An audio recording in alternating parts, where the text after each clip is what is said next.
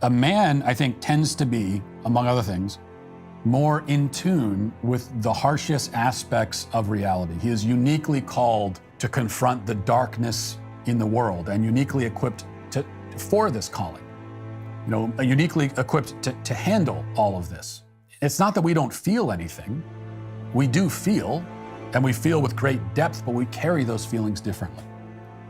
And often we carry it in silence, alone.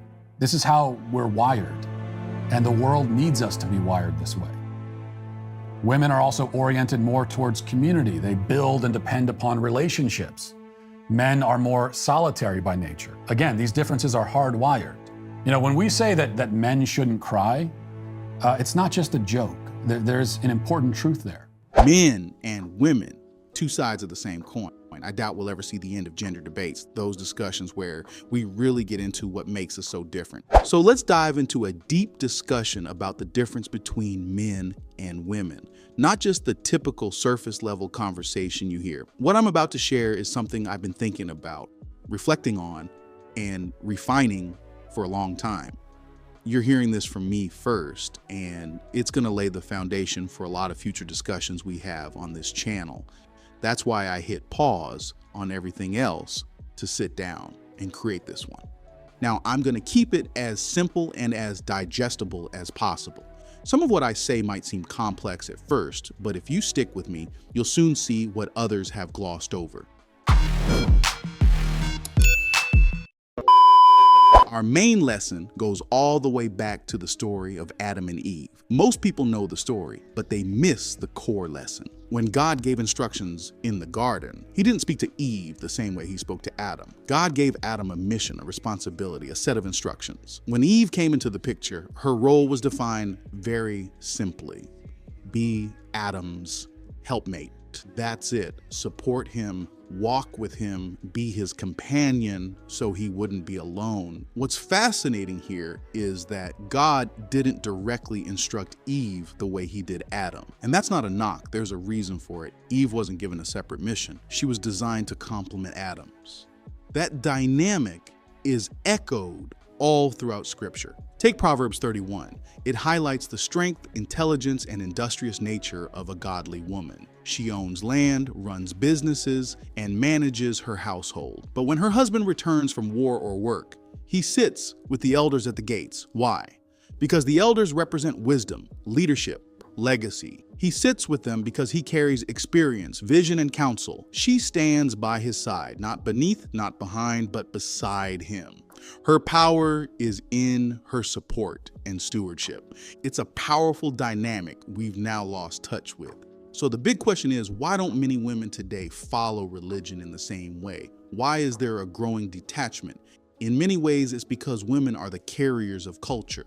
They pass down values, stories, language, and legacy to the next generation.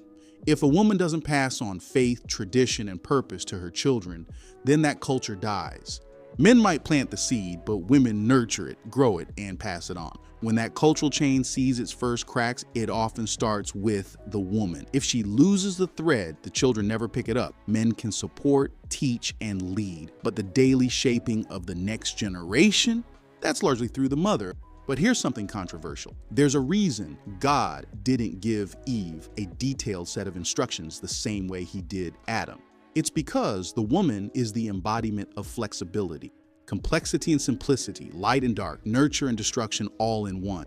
She is the vessel of emotional and cultural energy. She is empowering, she is transformative, and she needs to be nurtured, led, and harmonized. And here's the key, because a woman's environment shapes her values and her motivation, which are led by what I call her alpha. The alpha becomes the lens through which she navigates life. When I say alpha, I'm not referring to the alpha versus beta male concept. I'm talking about the primary influence in her life, the foundation of her belief system. It could be her mother, her circle of friends, a public figure, a societal ideology, or her religious upbringing. Whatever shapes her choices, that's her alpha. As a man, if you are not aware who her alpha is, you won't fully understand her. It's crucial to understand the relationship. If her friends or her mother are her guiding force, understanding them is crucial to understanding the woman you're dating because their influence shapes her choices more than you may realize. From there, it's your choice if you decide to encourage that relationship. Just like in the movie Hitch, when Albert had to impress Stacy because the approval was essential for winning over Eva. The same goes here. If you win over her inner circle, you're really winning her over because they play a big role in shaping her choices and views. If you truly want to understand a woman, look beyond what she says and pay attention to the people and things she gravitates toward. That will reveal everything you need to know. That's the key. I believe this is the essential truth about women, something many men, especially in certain circles, completely miss. They're focused on strategies and superficial aspects, but they fail to recognize the deeper distinction between men and women. We often say woman is complex, man is logical, and there's truth in that. Men are naturally inclined to engage with the world in a practical, outcome-focused way. Men adapt to their surroundings, and if their actions don't produce good results, things break down. There's no room for unnecessary complications. This is why logic is inherent to us. Without it, nothing operates smoothly. That's why a man has to be practical. He builds, he fights, he engineers, he plans. If it doesn't serve a purpose, if it doesn't produce results, it gets thrown out. It's the nature of our existence. Now contrast that with women. A woman operates within a fluid, ever-changing space. That means somewhere non-linear, socially reactive, and emotionally diverse. Within that space, her ideals, aspirations, and dreams are formed, resulting in how she wants the world to treat her.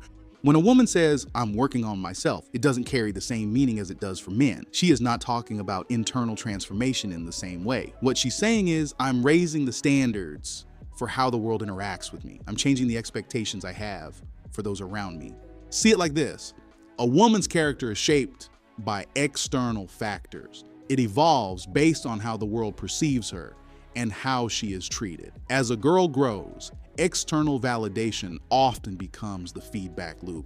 Yes, girls may develop social skills faster, but that's because they are immersed in social dynamics from an early age. They learn how to be noticed and how to be perceived. And on the other hand, boys tend to grow internally. They dream, they build, they pursue meaning through struggle. They understand that challenges, competition, and adversity shape their character. That's why some resonate with the battlefield, literal or symbolic. Even in sports, many men are attracted to the core of competition, not just the game itself, but the struggle involved, the perseverance, the discipline, and the respect earned through effort and pain. Most women don't connect with this in the same way. It's not a natural focus for them. Men internalize. We ask ourselves, how must I transform within to affect the world around me? This is why masculinity is deeply connected to purpose. A man says, "I will put in the work, I will face challenges, I will discover what truly means to be strong. I may not be rich or famous, but I will earn my share and create my space in the world." That's a man. A woman, by contrast, declares, "This is what I now expect from the world. This is how I choose to be treated. I won't let the world shape me the same way anymore now. I'll influence it through my presence, emotions, and voice." And that's the difference. One looks inward to change the world. Because a feminine woman doesn't demand, she influences. Persuasion is a skill. The other looks outward to reshape how the world responds. It would help to break down how men and women are treated from the get-go and how this shapes the way we respond. For men, life is a journey of growth. Men face challenges, learn from mistakes, and adapt. Each experience shapes men, helping them develop strength, resilience, and practical solutions. This process builds their character through learning and adapting to what works. We don't get handed confidence, we earn it. That's the difference. When a man says he's going to get the job, it's not just about securing employment. It's about building a life that demonstrates his value to himself and the world. He wants others to see his success, but more importantly, he wants to embody that success. Now, women, they're validated differently. From a young age, girls are told, "You're beautiful, you're special, you deserve it all." So their sense of self is shaped by how others respond to them. It's not internal, it's external. What people say, how people react, the energy they receive. That is why a woman might spend her last dollar on a vacation or a luxury item. not because it's practical, but because it brings her joy. When she shares that photo or receives a compliment, it reinforces her sense of worth. Makeup, hair, outfits, they aren't just about style. They're ways of affirming her identity. For her, perception is reality. Men don't always have that kind of validation up front. Instead, we rise through challenges and setbacks, the no's and not good enoughs, using them as fuel to prove to ourselves that we can succeed. That's where our logic is born. Women often move forward with a positive belief system, holding on to affirmations like things will work out and the right person will come along and good things come to those who do good. This optimistic mindset empowers them to stay hopeful, trusting that everything will align as it should. Her mom says it, her friends echo it, movies reinforce it, the world tells her, just wait, your time is coming. And so she holds on to that belief, staying patient and trusting in the process. But as time passes, that belief begins to shift. At 25, it's, I've got plenty of time. At 30, it'll happen soon. At 35, it's, things are changing. By 40, it's, maybe I need to rethink my approach. But even then, the hope doesn't fully die. It's just reshaped. Meanwhile, men, by the time they're 18, men learn an important lesson. If they want something, they have to create it. Success isn't handed to them. It's something men build through their actions. Praise doesn't come from trying. It comes from achieving. Actually getting to the point you aim to reach. That's why men approach life with purpose, why they develop strategies and rely on logic to navigate their journey. Make no mistake, no one's blaming anyone here. This is about appreciating the unique paths we each walk and the different strengths we each bring to the table. If you're a man, remember that nothing is handed to you. You may face setbacks, but every failure is a chance to rebuild and grow. That's how you gain respect from the world and from yourself. And if you're a woman, know this too. The world may not always acknowledge you for just being there, but over time, it's the results you create that will make the difference. In the end, it's your actions that define your success. If the world constantly affirms a young man, praising him from childhood through his teenage years and into adulthood, what kind of understanding will he develop about life's true challenges and realities? If everyone is always praising him, whether it's coaches, teachers, or the media because he's the star athlete, he's not experiencing the same challenges as the average guy. The regular guy, on the other hand, has faced rejection, worked hard, stayed humble, and learned from his struggles. But this golden boy, he's been the center of attention since middle school. He's always been the one people look up to, featuring blogs, local papers, and highlight reels. Everyone follows him, everyone praises him. As a result, his perception of the world is shaped by constant affirmation, making it a very different experience from the average person. That's why I say entertainers, athletes, and celebrities are in a different category. They're not like the average person. Sure, some of them eventually come to understand the reality, but many don't, especially not early on.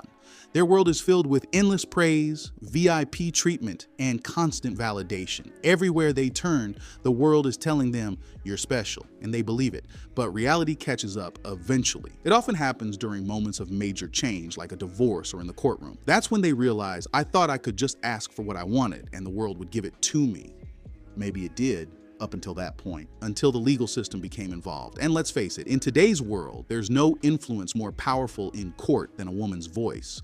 You'd have to be extremely wealthy, I'm talking generational wealth, buy the judge's golf course kind of rich, to truly protect yourself. Most people, they're wealthy, but not to that extent. They're still vulnerable. She could take everything. And many men don't realize this until it's too late. Now, what about logic versus rhetoric? Women have a way with words. They speak things into existence, and it often works. If she wants a certain guy and she's even just a little attractive, she'll likely get his attention. It may not always be for the long term, but she'll be noticed by him. So when men hear women speak in that dreamy, manifesting way, we might scoff. But the truth is, it works for her. The world responds to her beauty, and she's simply reacting to the feedback she's receiving. And here's something deeper. Many women, mentally and emotionally, start developing a strong sense of self at around 16. Why? Because that's when they realize the power of their beauty. The world begins to offer them compliments, attention, and opportunities. And in that moment, they start to embrace their potential and begin to grow into their fullest self. Sure, she can still pursue her degree, build a career, and set high standards for her relationships. All of this stems from the world's encouragement. You want success? Get educated, surround yourself with the right people, seek out valuable, connections. Then she follows this path, not because it's a response to her insecurities, but because she's aligning with the world's possibilities. She's adapting. That's her journey.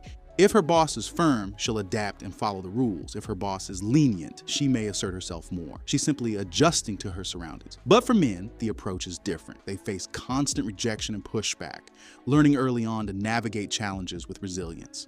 So, what do men do? They look within. They face challenges, rebuild, and keep moving forward. It's a cycle of trial, error, and growth. The average man doesn't have things handed to him. He earns every step, every accomplishment, through hard work and perseverance. The average guy doesn't get handed anything. He has to earn it every step of the way.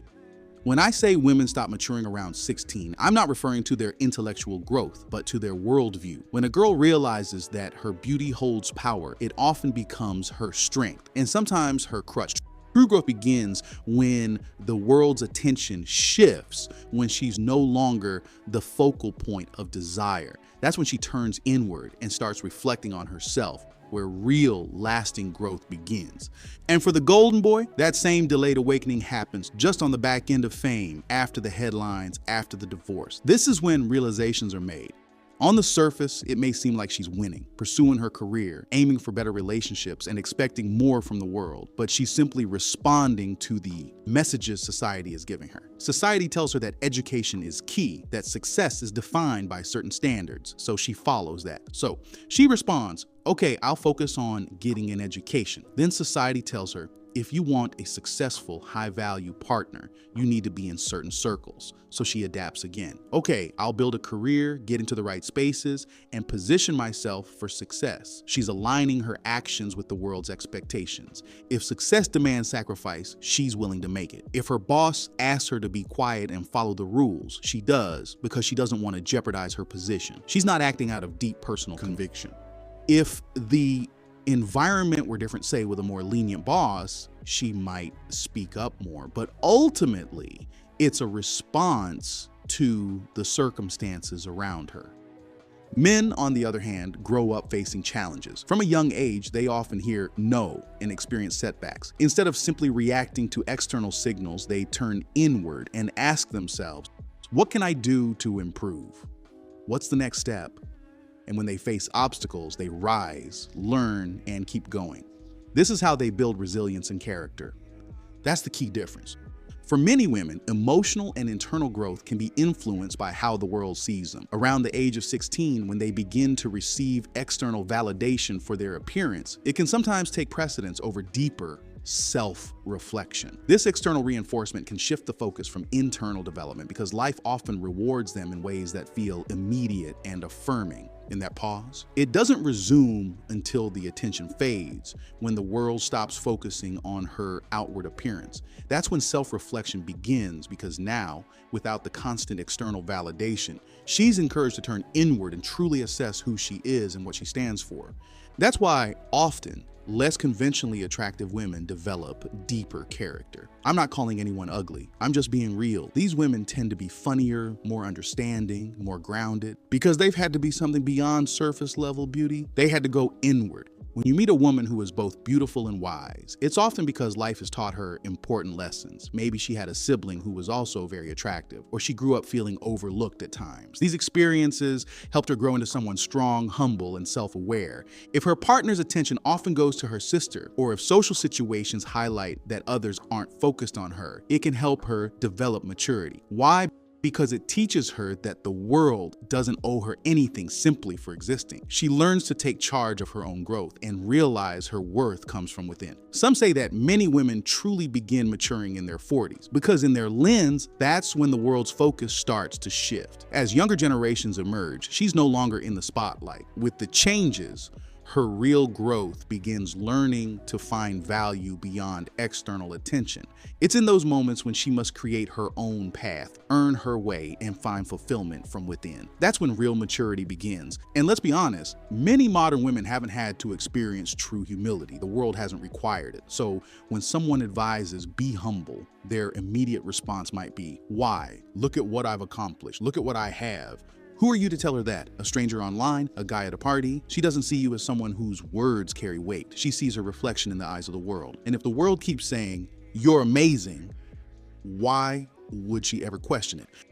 When it comes to women, I strongly believe that they should have the freedom to ask for whatever they desire in life, no questions asked. It's not for us to determine what she can or cannot have. What I truly hope for is a change in how men perceive women when they voice their needs and go after what they want. Instead of shutting her down, try encouraging her. Say, yes, you can achieve that, absolutely, because in the end, she needs to walk her own journey and figure things out on her own terms. It's not our place to place limits on what she hopes for or expects. That's her journey, her responsibility. Our role as men isn't to police her dreams, but to decide whether or not we want that person in our circle or in our lives based on who she is and the mindset she brings. And if that's not the kind of woman you want to be involved with, whether as a friend or something more, then it's okay to let her go. Maybe she's difficult, maybe she's a challenge, but she might also bring value in unexpected ways. Maybe she's good at business or offers some kind of benefit. You decide how she fits into your life, but the last thing you want to do is limit her potential or tell her she can't be who she says she wants to be.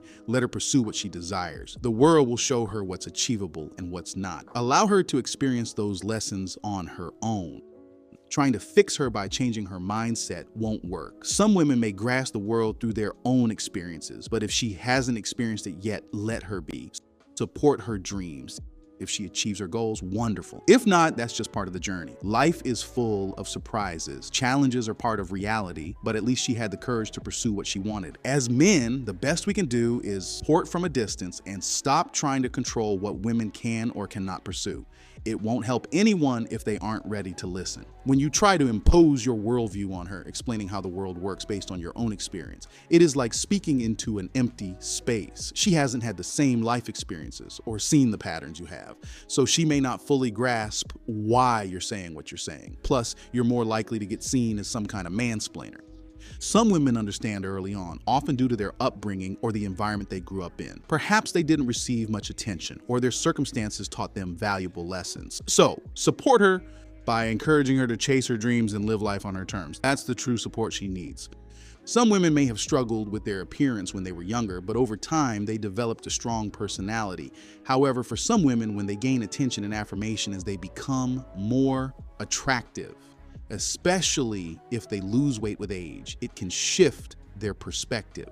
This attention becomes their new reality, marking an important point about the roles we play in the world. Women, by nature, are settlers, nurturing, life givers. Men are conquerors, soldiers, analysts, philosophers. Men are built to conquer. We take action to shape our environment and create the life we desire, the house, the car, the family. We invest time and energy into building our future. That's why men typically don't give up when they haven't succeeded yet. But when a man does achieve success and then loses it all unexpectedly, it can have a profound emotional impact. The loss can feel devastating and lead to deeper struggles, sometimes even resulting in despair. Because for men, the kryptonite is love. The love for the life they built, their woman, their kids, whatever or whoever they hold closest. When that's taken away unexpectedly, a man can crumble. Love involves your spirit, your soul. Giving that away makes you vulnerable. So men need to be careful with love, prepared to lose what they hold dear. That's how you grow and thrive. Historically, women have been seen as the foundation for future generations. In times of conquest, armies would take women and children because they are the ones who nurture and build what's next. Women give birth to new generations, and children grow to carry on the legacy. This is why women have always been held in such high regard. They play a crucial role in shaping society and driving it forward. This is also why women often don't hesitate to call authorities when things go wrong. They operate on a different moral compass than men. For example, a black woman might date a white man without hesitation because her mindset is practical. If I can get support or security, why not? Men, on the other hand, often have an internal code against depending on women financially, which is why some won't accept money from a woman. Women are often quick to protect themselves when needed, even when the situation is risky, because their safety and well-being come first. They pursue education, career growth, and better opportunities, which in turn raises their standards. For example, if a woman can afford $3,000 shoes, she may expect her partner partner to be able to match her financial lifestyle. The world has given her access to opportunities based on her own hard work. And now, that level of success and independence becomes her new baseline. She's surrounded by people of influence and status, setting a high bar for herself. Her partner, at the very least, needs to match her lifestyle financially to be seen as a suitable match. It's simply the reality she lives in. You have to accept her for who she is, because changing her isn't within your control. Just as women can't change a man, he must undergo that change from within. If a man isn't living up to the expectations you have, it's because he hasn't done the inner work yet. When he does, and when he learns to take responsibility and produce results, he may become the man you envision. But ultimately, it depends on him. That's why I don't dictate to men what they should or shouldn't expect from their partner. It's their personal journey to navigate. They need to experience setbacks, learn, and grow on their own, just as we all do, as long as it doesn't affect my well-being or my livelihood. Personally, I let them figure it out for themselves. And that's also why I stay away from certain beta men, especially the ones who are married and weak, completely submissive to their women. Those men can destroy your money. You can have the best product or service, but if he's been married for 20 years and then divorces, that woman can take half the companies. Now, imagine you partner up in business with that man, merge your companies, and suddenly his wife, who has never been involved in the business, has a say in your finances. Your money starts getting complicated. This is why it's so important to evaluate the kind of man he is, not just his abilities, but who he truly is at his core. Women create in their own way, and it's different from how men do. While men build and conquer, women adapt and settle. When a woman loses her partner or moves to a new place, she integrates into the new community, helping it grow and evolve. This is how societies progress through adaptation, assimilation, and settlement, forming the foundation of new cultures. Our differences lie here, in how we move through life's currents, because at the end of the day, we are treated differently, so we are bound to react differently. What do you think? Does this ring true to your own experiences, whether you're a man or a woman? Let me know in the comments. I'd love to sit down and have a chat with you all. It's Current Champ again. Peace. And I'ma just do me. A new thing hold me down on 2 feet. That's 10 toes, bust 4, 5, and 6 foes. Need 2.